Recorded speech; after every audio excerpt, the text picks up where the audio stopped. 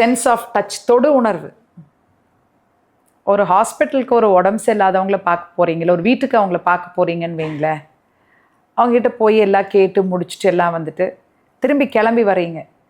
கிளம்பி வரும்போது அவங்க பக்கத்தில் போய் நின்று நம்ம வந்து ஒரு 4-5 லைன், நீங்கள் கண்டிப்பாக நம்பிக்கையோடு இருங்க, நிச்சயமாக உங்களுக்கு நல்லாயிரும், கடவுள் நல்லபடியாக உங்களை காப்பாற்றுவார், எல்லாம் சரியாக போயிடும் அப்படின்னு நம்ம சொல்லுவோம். கண்டிப்பாக அப்படி சொல்லும்போது அந்த தொடு உணர்வு, நீங்கள் அவங்களோட கையை பிடிச்சி இப்படி சொல்லி பாருங்களேன், அந்த 1000 வார்த்தைகள் சொல்லாத விஷயத்தை இந்த ஒரு தொடு உணர்வு கொடுக்கும். அதாவது இந்த கையை இப்படி பிடிச்சி நீங்கள் இப்படி பண்ணும்போது நீங்கள் கொடுக்கக்கூடியது அவர்களுக்கு நம்பிக்கை.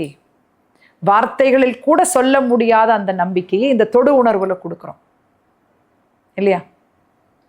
குழந்தை ஓடி வரான், டிராயிங்கில் ப்ரைஸ் வாங்கியிருக்கிறேன் அப்படிங்கிறான், முக்கியமான நீங்கள் வேலையாக இருக்கிறீங்க.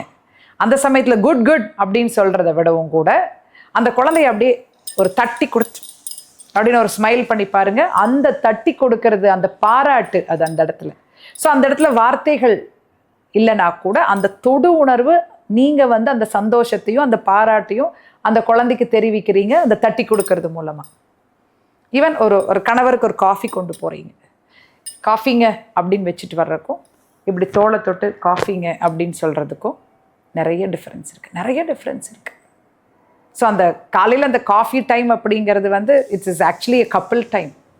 அந்த காலையில் அந்த 2 பேருமா சேர்ந்து ஒரு 5 நிமிஷமோ 10 நிமிஷமோ ஸ்பெண்ட் பண்ணி அந்த காஃபியை குடிக்கிறது அப்படிங்கிறது it is absolutely the couple டைம்னு தான் நான் சொல்லுவேன்.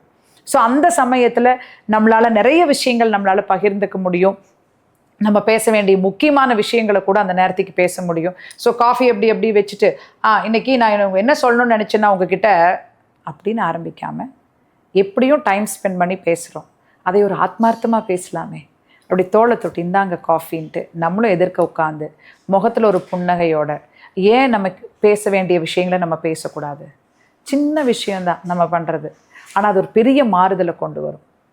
நீங்கள் திரும்ப திரும்ப சொல்லலாம், அதெல்லாம் டைம் இல்லைங்க, எனக்கு வந்து உண்மையிலேயே புரிஞ்சிக்க முடியாத விஷயம் வந்து இந்த டைம் இல்லைங்கன்னு சொல்கிறது. ஃபோனை நம்ம வந்து 1 மணி நேரம் 1.5 மணி நேரம் சலிக்காமல் பார்க்குறோம், நமக்கு அதுக்கெல்லாம் டைம் இருக்குது. ஆனால் காலையில் கூட உட்காந்து நம்ம கணவர் கூடவோ மனைவி கூடவோ உட்காந்து அந்த 5 நிமிஷம் ஃபோன் எந்த டிஸ்டர்பன்ஸும் இல்லாமல் அந்த ஒரு 10 நிமிஷம் ஸ்பெண்ட் பண்ணுறதுக்கு எப்படி நமக்கு டைம் இல்லாமல் போகும்?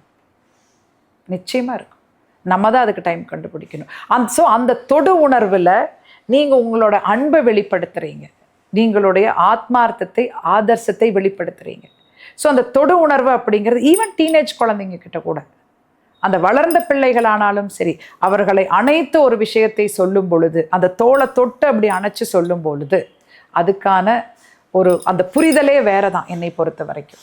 அந்த குழந்தைய உட்காந்துருந்தாங்க கூட பக்கத்தில் போயிடுத்து அப்படி கையை பிடிச்சி அவன் முகத்தை பார்த்து உட்காந்து, நீ ஃபோன் பார்க்குறதெல்லாம் சரிடா, டிவி பார்க்குறதெல்லாம் சரி, வேண்டான்னு சொல்ல, ஆனால் நம்ம எதிர்காலத்து மேலேயும் நம்ம அக்கறை வைக்கணும் இல்லை, படிப்பும் முக்கியம் தானேன்னு சொல்லி இப்படி கையை வந்து இப்படி ஒரு அழுத்தி கொடுத்து ஒரு தட்டி கொடுத்து கொஞ்சம் இதை குறைச்சிட்டு படிடா அப்படின்னு சொல்லிட்டு போய் பாருங்க, அந்த குழந்தை அதை புரிஞ்சுக்கிற விதம் நிச்சயமாக ஒரு பாசிட்டிவாக தான் இருக்கும்.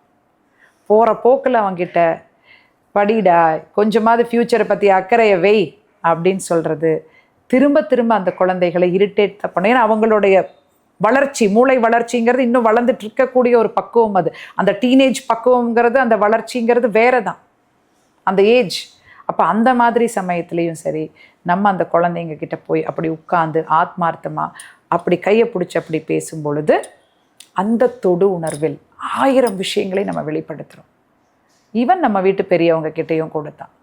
ஸோ கணவரோ குழந்தைகளோ நம்ம வீட்டு பெரியவங்களோ அவங்கக்கிட்ட போய் அவங்க முகத்தை பார்த்து பெரியவங்க கிட்ட ஒரு 2 நிமிஷம் நீங்கள் பேசி பாருங்கள், நல்லாயிரும். மருந்து சாப்பிட்டுட்டு தைரியமாக போய் தூங்குங்க அப்படின்னு சொல்லி பாருங்கள்.